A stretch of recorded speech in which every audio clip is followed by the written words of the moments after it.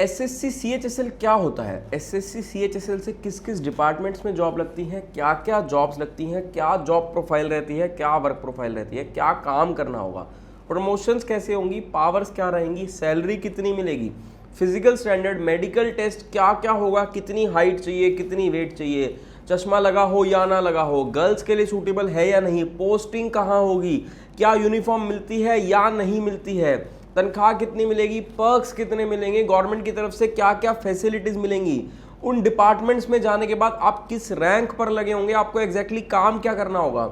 यानी कि SSC CHSL से रिलेटेड जितने भी डाउट्स आप लोगों के मन में आ सकते हैं, क्या एलिजिबिलिटी क्राइटेरिया है, कितनी आपको पढ़ाई होनी चाहिए, कौन सी स्ट्रीम से पढ़ाई होनी चाहिए, जो भी डाउट्स आप लोगों के मन में आ सकते हैं, उन सभी के बारे में आज की वीडियो में बात करने वाला हूं। यानी कि ये एसएससी सीएचएसएल के ऊपर एक कंप्लीट पैकेज वीडियो है।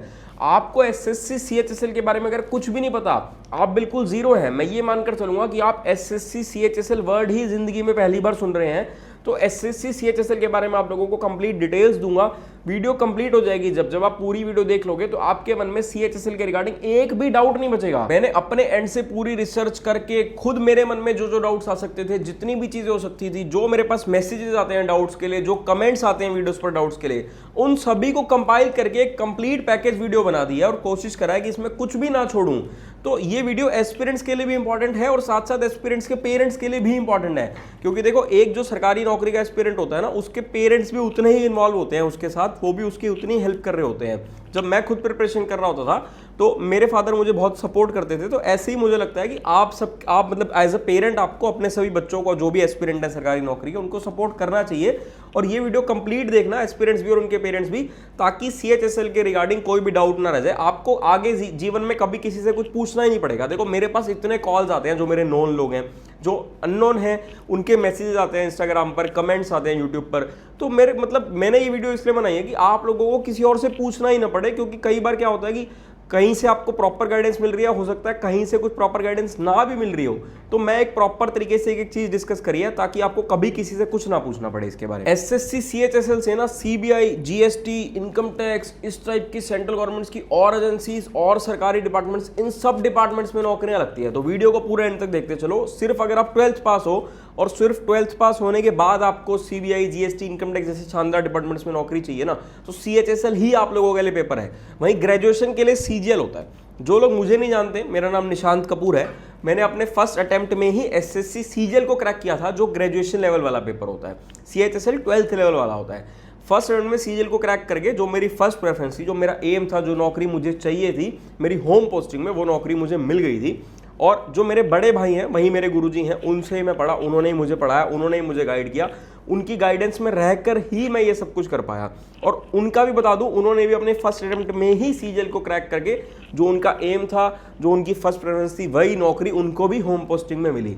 तो मुझसे बेटर आप लोगों को कोई नहीं बता पाएगा, क्योंकि मैंने एक एक चीज को इतनी डेप्थ में समझा, एक एक चीज को इतनी डेप्थ में देखा। तो अब हम एक एक चीज को डिटेल में डिस्कस करना स्टार्ट करते हैं। देखो एसएससी यानी कि स्टाफ सिलेक्शन कमीशन।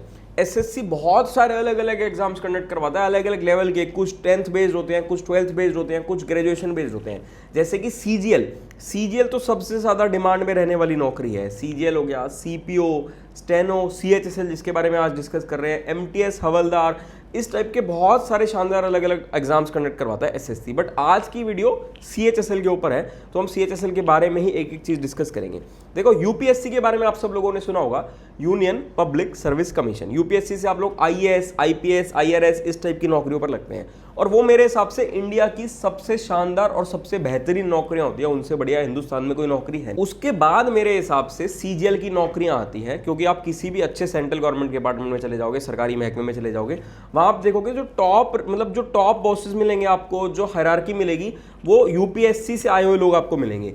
बट उनके बाद जो नेक्स्ट लेवल आपको मिलेगा, वो सीजीएल से आए हुए लोग ही आपको मिलेंगे। सीजीएल भी ग्रेजुएशन बेस्ड होता है, यूपीएससी भी ग्रेजुएशन बेस्ड होता है। बट अगर हम 12th बेस्ड की बात करें, जैसे ग्रेजुएशन बेस्ड में मैंने आपको बता दिया, ऐसे अगर हम 12th बेस्ड की नौकरियों की बात करें, तो 12th बेस्ड की नौकरियों में मुझे लगता है कि CHSL one of the best government jobs है। अगर आप ओनली 12th पास हैं और आपको एक अच्छी शानदार सरकारी नौकरी चाहिए, तो सीएचएसएल आप लोगों के लिए, जिसके बारे में हम आज डिस्कस कर रहे हैं। और इसके फॉर्म, इसकी वैकेंसीज हर साल निकलती हैं, सीजीएल की भी, सीएचएसएल की भी। एसएससी इन सब पेपरों की वैकेंसीज हर साल निकालता है, हर साल नोटिफिकेशन निकलती है। और हर साल पेपर कंडक्ट होता है। अब देखो, आप कभी भी किसी भी सेंट्रल गवर्नमेंट डिपार्टमेंट में चले जाना, जैसे कि मैंने आपको बताया कि यूपीएससी टॉप, मतलब जो आईएएस, आईपीएस, आईआरएस, आईएफएस, ये टॉप रैंक ऑफिसर्स रहते हैं। तो आप कभी किसी भी सेंट्रल गवर्नमेंट डिपार्टमेंट में जाएंगे तो आपको वहाँ जो हायरार्की मिलेगी, आपको अलग अलग 4 लेवल्स पर मिलेंगे ऑफिसर्स। सबसे पहले जो यूपीएससी को क्रैक करके आए हैं वो सीनियर मोस्ट ऑफिसर्स मिलेंगे, जैसे assistant commissioner, deputy commissioner, joint commissioner, commissioner, इस रैंक के ऑफिसर्स मिलेंगे। उसके बाद सेकंड लेवल भी, एक ग्रुप पे ऑफिसर्स होते हैं। उसके बाद जो नेक्स्ट लेवल होगा जो लोग सीजीएल को क्रैक करके आए हैं। हम अभी बात कर रहे हैं सेंट्रल गवर्नमेंट ऑफिस। जैसे मान लेते हैं आप जीएसटी ऑफिस में गए तो वहां पर आपको assistant commissioner, joint commissioner, commissioner, जो इस रैंक के जो ऑफिसर्स मिलेंगे, ग्रुप पे ऑफिसर्स हैं जो कि यूपीएससी के थ्रू आते हैं। उसके बाद जो सेकंड लेवल होगा उस पर आपको इंस्पेक्टर सुपरिटेंडेंट लेवल मिलेगा, जो कि group B gazetted and non gazetted officers हैं, ये सीजीएल के थ्रू आते हैं। इसके बाद जो थर्ड लेवल मिलेगा, जो कि आप असिस्टेंट लेवल या क्लर्क लेवल कह सकते हैं, यूडीसी लेवल कह सकते हैं, वो सीएचएसएल के थ्रू आते हैं, मतलब उस जॉब पर। और उसके बाद जो फोर्थ लेवल की जॉब होगी वो एमटीएस के थ्रू आते हैं। तो ये सेंट्रल गवर्नमेंट में, आप किसी भी सेंट्रल गवर्नमेंट ऑफिस में चले जाना तो आपको वहाँ जो हायरार्की मिलेगी वो इन 4 लेवल्स पर ही मिलेगी। तो आज हम बात कर रहे हैं सीएचएसएल के बारे में, जो कि 12th बेस्ड है। अब हम पहले एग्जाम पैटर्न डिस्कस कर लेते हैं और उसके बाद एक एक चीज को डिटेल में डिस्कस करेंगे। देखो, सबसे पहले तो जो लोग डरते हैं ना, जिन लोगों ने मार्केट में बातें सुनी हुई है, देखो मार्केट में तो दुनिया भर की बातें चलती है। मार्केट में मतलब जब आप कहीं वीडियोस देख रहे हो, कुछ देख रहे हो, दुनिया भर की बातें चलेंगी कि बहुत मुश्किल है पेपर क्रैक करना, लाखों लोग फॉर्म भर रहे हैं। इसमें कोई गलत बात नहीं है, लाखों लोग फॉर्म भर रहे हैं। अगर हम सीजीएल को देखें तो 30, 35, 40 लाख तक भी लोग फॉर्म भर देते हैं। लेकिन नौकरियां कितनी होंगी? नौकरियां होंगी किसी साल 8,000, किसी साल 10,000, किसी साल 20,000, ज़्यादा ज़्यादा अच्छी वैकेंसी आ गई तो 25,000 हो जाएंगी, तो मैक्सिमम है। इससे ज़्यादा नौकरियां तो निकलती नहीं है एक साल में, और फॉर्म भर रहे हैं 30, 35, 40 लाख लोग। तो उसको देखकर डरना नहीं है। ये मतलब फॉर्म तो हर बंदा भर देता है यार, सरकारी नौकरी सबको चाहिए, लेकिन पढ़ना किसी को नहीं है। आप हर दूसरे इंसान से पूछ लो, हर दूसरा इंसान बोल देगा कि यार काश सरकारी नौकरी मिल जाए, और पेरेंट्स तो सभी के बोल देंगे कि मेरे बच्चे को सरकारी नौकरी मिल जाए, बट पढ़ना कोई नहीं चाहता। तो आपका कंपटीशन उन 30-40 लाख लोगों से है ही नहीं, आपका कंपटीशन है सीरियस एस्पिरेंट से। और सीरियस एस्पिरेंट ना maximum to maximum lakh, 1.5 lakh ही मिलते हैं, और उनमें भी जो मोस्ट सीरियस, जो बिल्कुल प्रॉपर सीरियस एस्पिरेंट है, वो हार्डली 50,000 मिलते हैं। तो अगर आप बिल्कुल सीरियस एस्पिरेंट हो तो आपका कंपटीशन उन 50,000 लोगों से ही है। उन 50,000 लोगों में जो 10,000 वैकेंसी निकलेंगी उसमें आपको नौकरी चाहिए। और देखो, अगर आप सीरियस हो तो आप ये सब देखो ही मत, आपको तो एक ही कुर्सी चाहिए, एक ही नौकरी चाहिए। आप तो टॉप करने की सोचो ना, आप तो ये सोचो ना कि आपको टॉप 100 रैंक्स में आना है। आप इतने अच्छे से अपनी तैयारी को करो, आप इन सब चीज़ों से डरना बंद कर दो बिल्कुल भी। और इन सब चीज़ों से कोई फर्क नहीं पड़ता, कंपटीशन ज़्यादा है, इसमें कोई डाउट नहीं है, बट अगर आप प्रॉपर तरीके से प्रिपरेशन करोगे तो इन सब चीज़ों से फर्क नहीं पड़ता। अब हम एग्जाम पैटर्न डिस्कस कर लेते हैं। देखो, सीएचएसएल मैंने आपको बता ही दिया कि 12th बेस्ड होता है, आप 12th पास है तो आप सीएचएसएल दे सकते हैं। इसके एग्जाम को ना 2 पार्ट्स में डिवाइड किया गया होता है, टीयर 1 और टीयर 2। टीयर 1 को हम लोग प्रीलिम्स भी कह सकते हैं और टीयर 2 को हम लोग मेंस भी कह सकते हैं।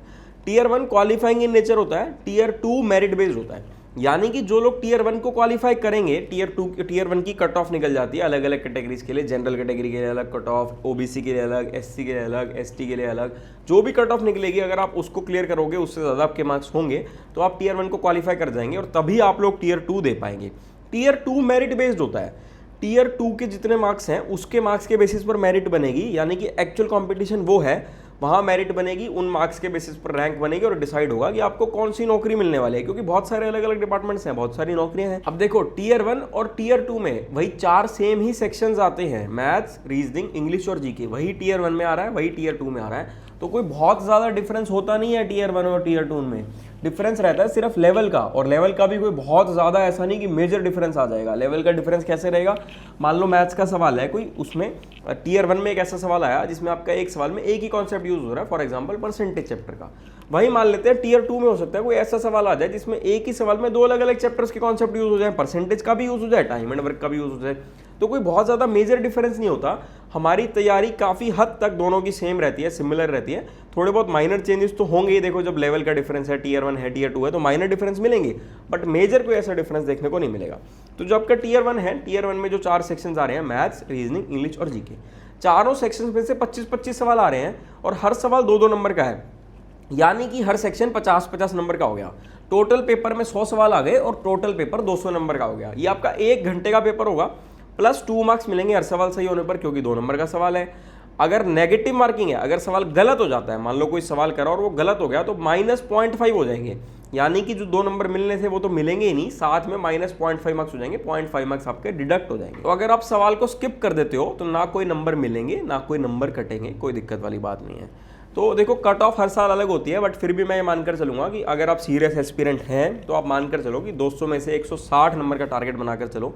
सुनने में हो सकता है आपको बहुत ज़्यादा लग रहा हो, बट मुश्किल नहीं है, क्योंकि पेपर इजी होता है। मेन खेल होता है एक्यूरेसी का, स्पीड का। आपको स्पीड इंक्रीज करनी है और एक्यूरेसी बनानी है, बाकी कोई दिक्कत वाली बात नहीं है। आप लोग इजीली इस पेपर को क्रैक कर पाओगे। अगर आप लोग टीयर 1 को क्वालिफाई कर लेते हैं तो आप लोग टीयर 2 पर जाएंगे। टीयर 2 में भी ये चारों सेक्शंस ही आएंगे, जैसे कि मैंने बताया, मैथ्स, रीजनिंग, इंग्लिश और जीके।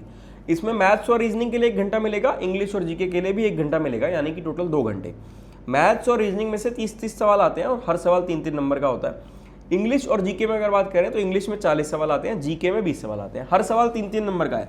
90 नंबर की मैथ्स, 90 नंबर की रीजनिंग, 120 नंबर की इंग्लिश, 60 नंबर की जीके। टोटल पेपर में 120 सवाल आते हैं और टोटल पेपर होता है 360 नंबर का। इसमें भी नेगेटिव मार्किंग होती है, प्लस 3 मार्क्स मिलेंगे सही करने पर, -1 हो जाएगा नेगेटिव मार्किंग, यानी कि सवाल सही है तो 3 नंबर मिल रहे हैं, सवाल गलत है तो 1 नंबर कट रहा है, और अगर आपने स्किप कर दिया तो ना मार्क्स मिलेंगे, ना मार्क्स कटेंगे। इसके बाद इसमें कंप्यूटर टेस्ट होता है और टाइपिंग टेस्ट होता है 15-15 मिनट का, जो कि क्वालिफाइंग इन नेचर होता है, उसमें मेरिट नहीं बनती। कंप्यूटर टेस्ट में और टाइपिंग टेस्ट में आपको सिर्फ क्वालिफाई करना होता है। तो मेन मेरिट इन 4 सेक्शंस पर ही बन रही है, मैथ्स, रीजनिंग, इंग्लिश और जीके। तो जो भी एस्पिरेंट्स तैयारी करें वो ऐसे तैयारी करें कि चारों सेक्शंस की तैयारी ऐसे करते हुए चलेंगे, टीयर 1 और टीयर 2 दोनों की तैयारी साथ साथ होते चले। अब हम अपना सिलेबस डिस्कस कर लेते हैं चारों सेक्शंस का। देखो, जो भी सीरियस एस्पिरेंट्स हैं, जिनको भी इस पेपर को क्रैक करना है, सिलेबस जानना बहुत ज़्यादा जरूरी है। आपको कभी भी कोई भी पेपर क्रैक करना हो तो जब तक आप लोगों को सिलेबस नहीं पता होगा, जाहिर सी बात है आप उस पेपर को कैसे क्रैक कर पाओगे। और CHSL में थोड़ा सा कंपटीशन भी ज़्यादा मुझे लगता है रहता है, क्योंकि CHSL को जो 12th पास हैं वो तो दे ही रहे हैं, साथ में जो ग्रेजुएशन पास है, जो मतलब CGL एस्पिरेंट्स है, वो भी दे देते हैं CHSL को। कई बार लोग दे देते हैं प्रैक्टिस के लिए, कई बार लोग सोचते हैं CGL की नौकरी अभी नहीं लग पा रही तो पहले CHSL की नौकरी में चले जाते हैं, बाद में CGL की नौकरी में आ जाएंगे तो सीट खराब तो होती है, देखो जाहिर सी बात है। तो कॉम्पिटिशन इसमें थोड़ा सा ज़्यादा भी रहता है। बाकी घबराना नहीं है, अगर ढंग से पढ़ोगे कोई दिक्कत वाली बात नहीं है। अब हम एक एक करके सिलेबस डिस्कस करते हैं। सबसे पहले मैथ्स का सिलेबस डिस्कस कर लेते हैं।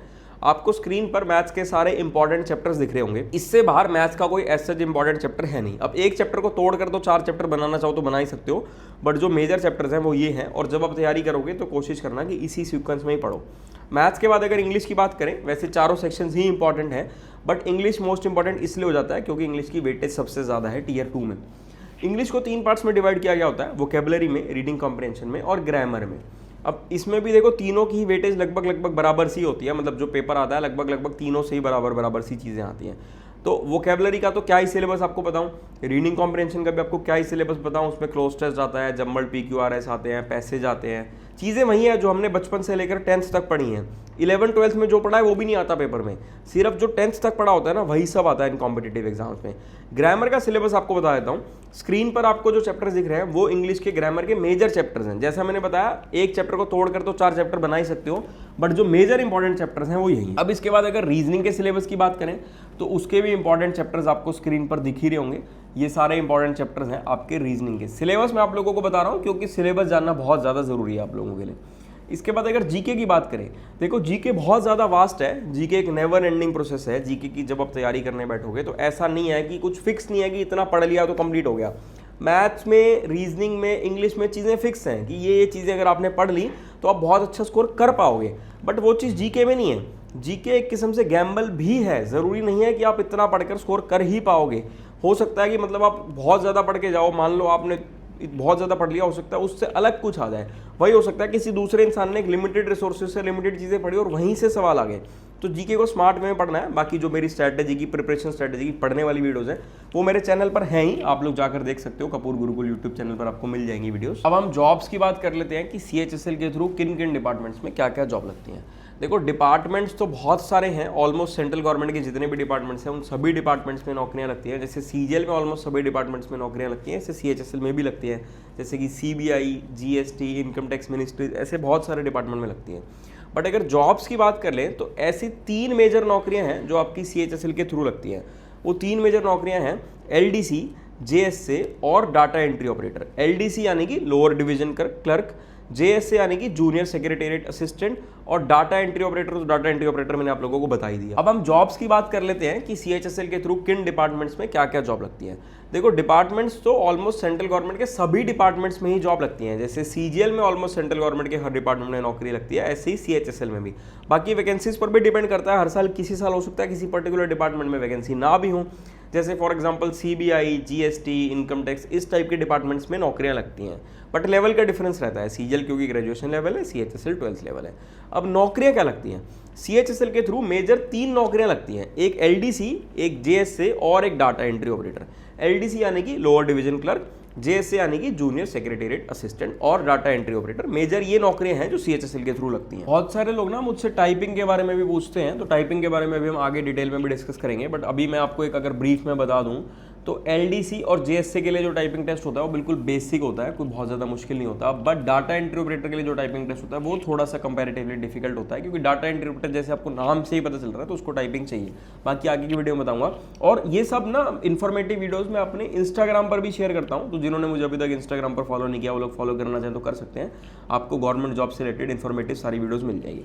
अब हम पहले सैलरी की बात कर लेते हैं, क्योंकि देखो जाहिर सी बात है, जिसको नौकरी चाहिए, ठीक है, सोशल रिस्पेक्ट है, नौकरी है, सब कुछ है, बट अल्टीमेटली इंसान काम पैसे के लिए करता है। सैलरी चाहिए, पैसा आएगा तभी घर चलेगा, तभी सब कुछ होगा।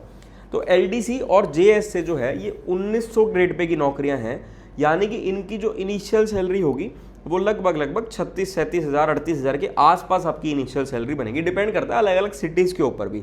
वहीं डाटा एंट्री ऑपरेटर जो है ये आपकी 2400 ग्रेड पे की नौकरी है, इसकी आपकी इनिशियल सैलरी लगभग 46-47 हज़ार के आसपास रहेगी। अगर हम लोग प्रमोशंस की बात करें तो देखो, मान लो अगर आपने एज अ LDC ज्वाइन किया, तो LDC ज्वाइन करने के बाद जो आपकी फर्स्ट प्रमोशन होगी वो लगभग 8 से 10 साल में होगी, जिससे आप लोग UDC यानी कि अपर डिवीजन क्लर्क बनोगे, जो कि 2400 ग्रेड पे की नौकरी है। यहीं अगर आप डिपार्टमेंटल एग्जाम देकर जल्दी भी बन सकते हो, उस मतलब डिपार्टमेंटल एग्जाम देकर अगर आप जल्दी बनोगे तो आप लगभग 6 साल में बन जाओगे UDC।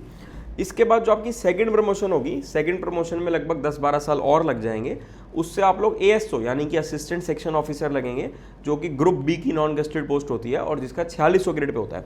ये ASO वो नौकरी है जो आप डायरेक्ट, अगर आप CGL के थ्रू आते हो तो आप डायरेक्ट ASO की नौकरी पर ही आते हो। वहीं CHSL के थ्रू देखो, आप सेकंड प्रमोशन के बाद उस नौकरी पर पहुंच पा रहे हो। ASO के बाद जो नेक्स्ट प्रमोशन होती है उसके थ्रू आप SO लगते हैं, जो कि 4800 ग्रेड पे की नौकरी होती है और एक ग्रुप P की गेस्टेड नौकरी होती है। यहीं अगर हम डाटा एंट्री ऑपरेटर की बात करें तो डाटा एंट्री ऑपरेटर की जो फर्स्ट प्रमोशन होती है वो फर्स्ट प्रमोशन के बाद जूनियर अकाउंट्स ऑफिसर बनते हैं, जिसमें वही लगभग 10 साल लग जाते हैं फर्स्ट प्रमोशन में।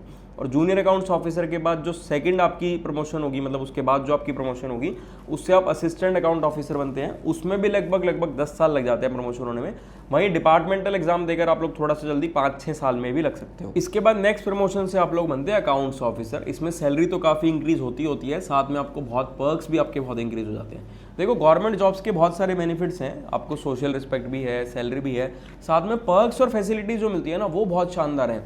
जैसे मेडिकल फैसिलिटीज़ हो गई, एजुकेशन से रिलेटेड फैसिलिटीज़ हो गई, घूमने के लिए LTC अलाउंसेज हो गए, जो ऐसी फैसिलिटीज़ मिलती है ना, कुछ मतलब रैंक पर भी डिपेंड करता है कि किस रैंक पर हो। आपको न्यूज़पेपर तक का पैसा मिलता है, आपको ब्रीफ केस तक का पैसा मिलता है, आपको आपका चश्मा बनवाने तक का पैसा मिल रहा है। तो जो फैसिलिटीज़ और पर्क्स मिल रहे हैं ना गवर्नमेंट जॉब्स में, ये बहुत शानदार है। सैलरी भी अच्छी है, सोशल रिस्पेक्ट भी है, साथ में ये भी तो एक प्लस पॉइंट ही है ना उसका। और साथ में जॉब सिक्योरिटी भी है, मतलब ऐसा नहीं है जैसे प्राइवेट नौकरियों में कि कभी भी निकाल दिया, वो काम नहीं है।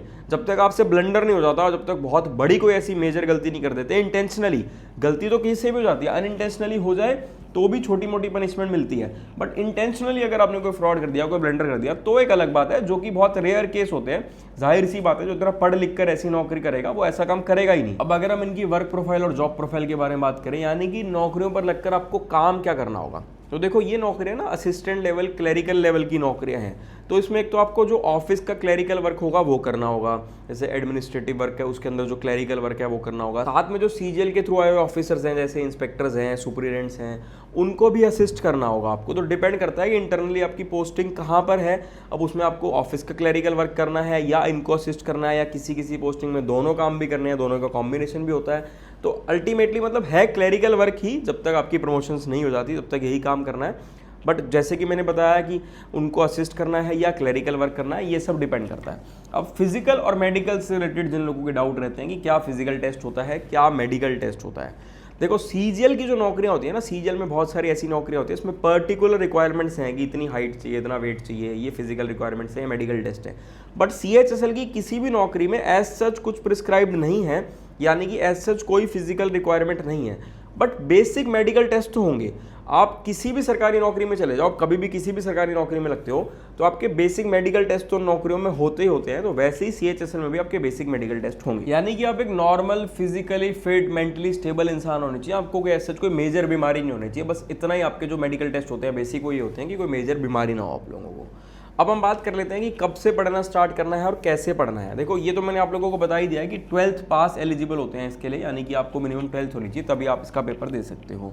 और बुक्स भी मैंने आपको बताएंगे प्रीवियस ईयर क्वेश्चंस पर ही मैक्सिमम फोकस करना है SSC CHSL के। अब पढ़ना कब से स्टार्ट करना है, देखो स्कूल लाइफ में मुझे नहीं लगता कि आपको इतना समय मिल पाए कि आप कॉम्पिटिटिव एग्जाम की तैयारी कर पाएँ। तो मुझे ऐसा लगता है कि 12th कंप्लीट होने के बाद आपको इसकी तैयारी स्टार्ट कर देनी चाहिए। 12th कंप्लीट हुई उसके बाद 10 एक दिन रिलैक्स करो, छुट्टियों में एंजॉय करो, मौज करो, घूमो फिरो। 10 दिन के बाद पढ़ने लग जाओ और सीरियसली पढ़ो। तो आप लोग 5 से 6 महीने में, 6 महीने तो इनफ है, आप लोग 6 महीने में इसकी तैयारी बहुत अच्छे लेवल की कर सकते हो। मतलब इस लेवल की तैयारी कर सकते हो कि बहुत अच्छे से पेपर को क्रैक करके बहुत अच्छी रैंक ले पाओ। बाकी जिनकी तैयारी नहीं होनी ना, वो 6 साल में भी नहीं कर पाएंगे, और जिनकी तैयारी हो जाएगी ना वो 6 महीने में भी कर लेंगे। अगर आप सीरियस एस्पिरेंट हो और आप ढंग से पढ़ो तो 6 महीने सफिशिएंट है। बहुत सारे लोग बोलते हैं सर 6 महीने में तैयारी नहीं होती। भाई अगर 6 महीने में नहीं होती ना तो 6 साल में भी नहीं होगी। सीरियस हो तो 6 महीने में इजीली कर लोगे तैयारी। 6 महीने अगर आप दिन के 8 घंटे पढ़ लोगे तो आपको कोई नहीं रोक पाएगा सिलेक्शन लेने से। लेकिन वो 8 घंटे सीरियस स्टडी होनी चाहिए। ऐसा नहीं होना चाहिए कि 8 घंटे में से 4 घंटे तो इंस्टाग्राम पर रील्स ही देखते रह गए। ढंग से पढ़ो तो कोई नहीं रोक पाएगा। अब पोस्टिंग्स के बारे में जो लोग पूछते हैं, देखो ऑल इंडिया पोस्टिंग्स रहती हैं क्योंकि इतने सारे अलग अलग डिपार्टमेंट्स हैं, तो उन सभी डिपार्टमेंट्स में पोस्टिंग रहती हैं, ऑल इंडिया पोस्टिंग्स रहती हैं। बहुत सारे डिपार्टमेंट्स में जोन एलोकेशन होती है, जैसे GST डिपार्टमेंट में, इनकम टैक्स डिपार्टमेंट में, ऐसे बहुत सारे डिपार्टमेंट्स में जोन अलॉट होते हैं। वो सब आपको आपके मार्क्स के और रैंक के बेसिस पर मिलेंगे। जितने ज़्यादा मार्क्स उतनी अच्छी रैंक, और जितनी अच्छी रैंक उतने अच्छे डिपार्टमेंट में उतनी अच्छी नौकरी, सीधी सी बात है।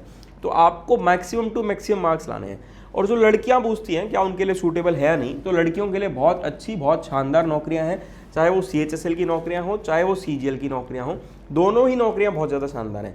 बाकी CHSL की नौकरी लेने के बाद रुकना नहीं है यहाँ पर। मतलब ऐसा ना हो कि CHSL की नौकरी मिल गई बैठ गए आराम से बाबू बन के, नहीं। CHSL की नौकरी लेने के बाद आप लोग फर्दर साथ साथ ग्रेजुएशन करके CGL की तैयारी करो और उसके बाद हायर लेवल की, हायर ग्रेड पे की नौकरी भी लो। मैंने कोशिश करी है कि अपने एंड से आपके सारे डाउट्स क्लियर करे जाए, कोई चीज़ ना छूटी जाए। फिर भी अगर आपके मन में कोई भी डाउट रह जाए अभी भी, तो मुझे मैसेज कर देना या कमेंट कर देना, और वीडियो अच्छी लगे तो मैक्सिमम लोगों वीडियो को शेयर कर देना।